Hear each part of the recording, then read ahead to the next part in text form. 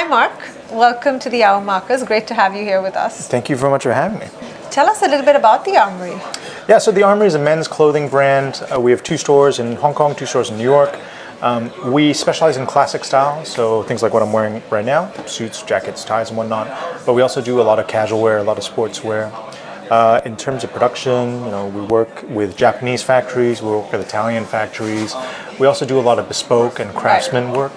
So this is where we fly in bespoke tailors or bespoke craftsmen from around the world to, showcase and sell their product to our customers. So watches obviously fit in, but how did you get into the space of watches? Watches were more like a private passion of mine. I've been collecting watches for about 18 years now. At first it was just because they were not only beautiful, they were very cheap. They were cheap. But yeah, watches 18 years ago were very cheap, right? Okay. Like the idea of something that is more than retail is quite a new concept. Yeah, I remember the could relate to that, first yeah. vintage watch I bought, that was 350 pounds, right? Which one was it? It was an Omega Chronostop. Okay. At a time when like a typical Omega Seamaster in automatic, I think was about 800 pounds. Wow. And so you're like, wow, It's a dream price. Big price difference. Yeah. But obviously the marketplace has changed a lot, and there's still lots of interesting watches out there for people to discover. Right.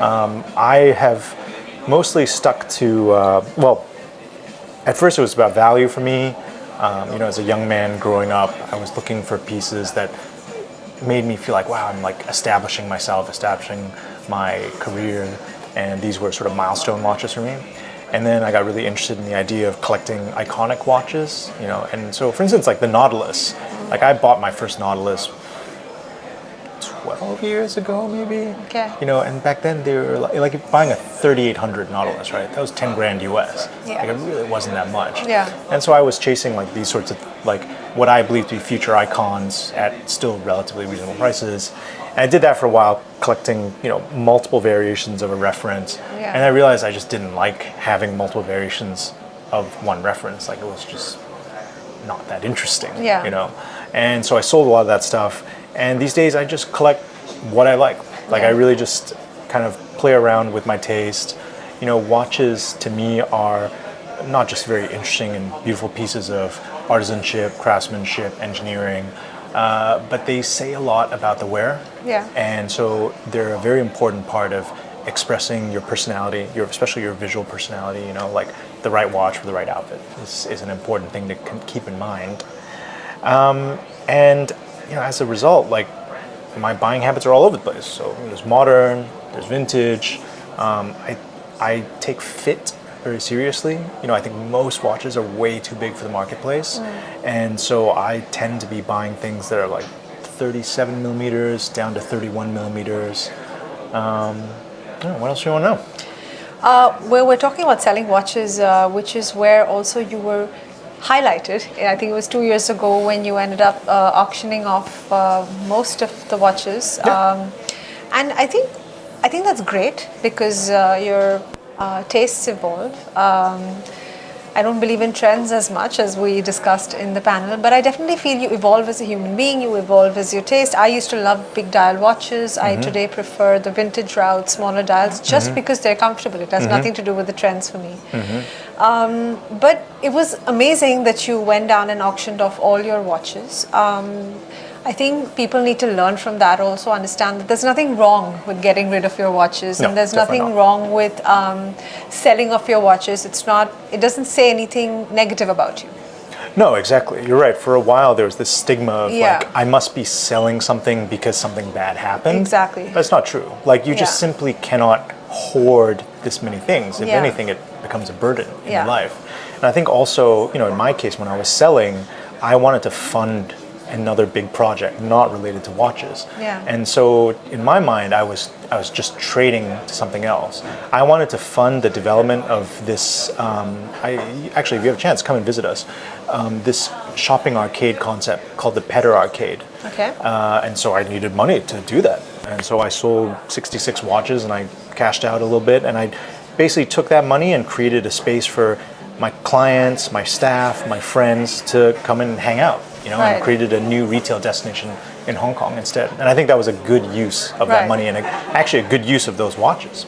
Yeah, I also feel the pre-owned, pre-loved market, as it's called today, has really picked up.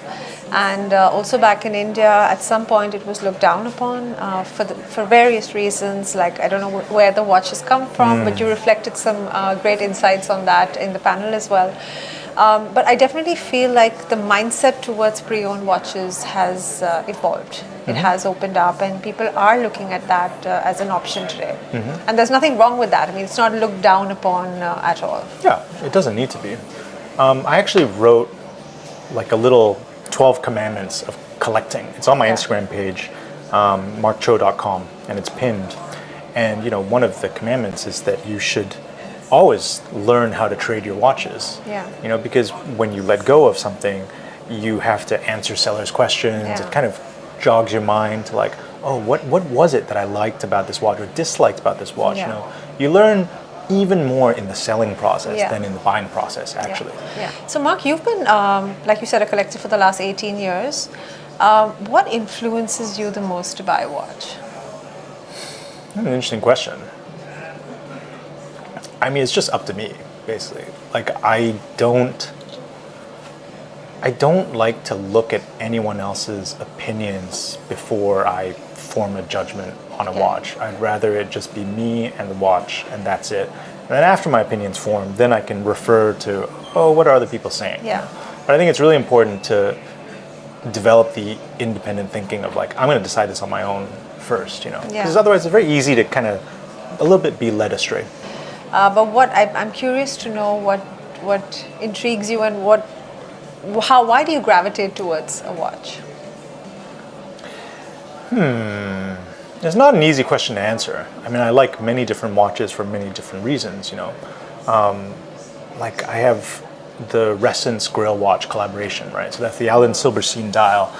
And I love Resonance. I think the case designs are amazing. I think pairing it with Alan Silberstein's Memento Mori motifs on the dial in those colors was just like very radical, very visually interesting.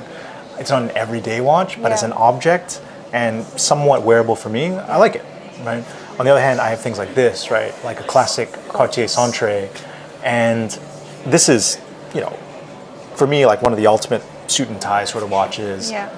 And it's very discreet.